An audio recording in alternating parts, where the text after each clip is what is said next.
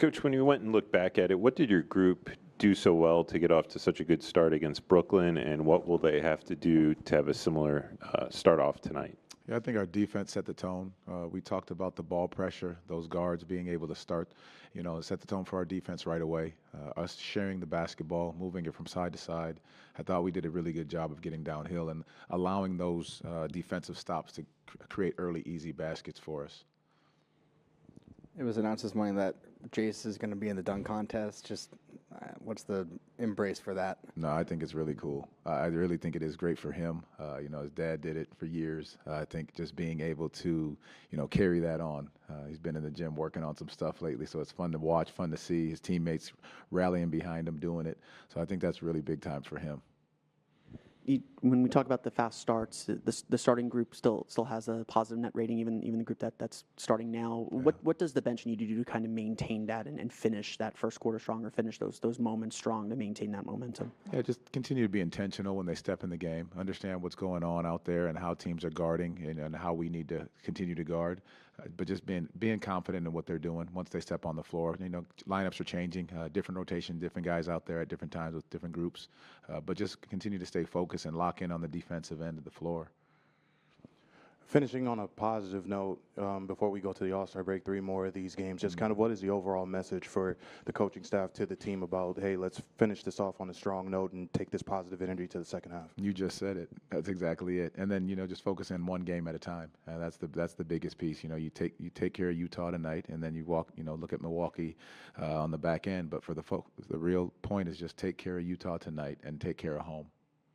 Coach, as Black History Month continues, what does it mean to you to be an African-American head coach in this league? It means so much because of the people that came before me that have given me this opportunity to be here and sitting on the stage and coaching this group of young men and to lead this organization.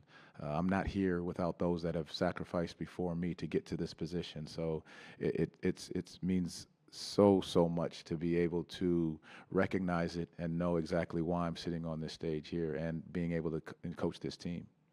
Coach, you got, with their addition of Jaren Jackson Jr., you're dealing with a couple of all-star caliber big bodies out there. What makes them so difficult to deal with, and how do you have to approach a game plan when planning for those guys specifically? Well, wondering who's going to play first, not knowing how that's going to look, that's a big portion of the game plan, not knowing who's going to be in, who's going to be out, the minutes they're going to play, different rotation that he's going to throw out there. But just with that size and length, they create a problem both offensively and defensively. Defensively first, those guys being at the rim, protecting the rim, rebounding the basketball. But offensively, what Lowry is able to do, just his shooting ability, and then Jaren Jackson being able to be at the rim, finishing around the rim, they create a big-time threat. And so our ability just to follow the game plan and know exactly what we need to do with whoever they put out there on the floor. Can you, zeroing in even more, just really specifically on Jaren, what is, in your mind, does Jaren do for this team? He does so much. Rim protection, rebounding, a scoring threat, able to knock shots down on the perimeter as well. So I think he just provides just an anchor, down in the paint on both sides of the ball. You've been asked this a lot, but we're not here every day. Looking at just your game log on your defense this year, just such swings. Yeah. What's been the reason for the variance? I think different lineups, different rotations. You talk about Franz and Jalen being out for a ton of games, and those are some of our two best defenders in a lot of ways. And so them not being in the lineup, it starts with our guard play, how much we're containing and controlling the basketball. That's a big piece, and it's changed over time. So the more that we can contain the basketball, which we did in our last game, and that's, you see what happens. But then the other side of it is how do we protect the paint better? And that starts with being able to contain the ball. But once that thing gets downhill and it's at the rim, do we do our job taking charges, going vertical or blocking shots? I think those are very important keys for us. You guys did a phenomenal job against Brooklyn, slowing down Michael Porter Jr. Keontae George is a guy that can get hot and, really be hard to stop when he gets into a rhythm. Just kind of what is the game plan for this Magic team to kind of slow him down like you guys did, Michael? I think it starts early pickup points, changing coverages, not letting him see something of similar dose all night long. Our bigs have to be involved as well because he does a great job in the pick and roll. We've got to do all of that, while not fouling him because he does a great job of drawing fouls and getting to the free throw line. So different people on him, different coverages, and he's got to see bodies everywhere he is on the floor. Coach, how you doing today?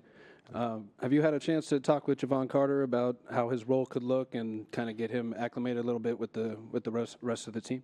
Yeah, I spoke with him this morning. Going through shoot around, just talking to him about like as being a leader through his years in the league, his toughness, his tenacity, his voice, his presence, his ability to guard 94 feet.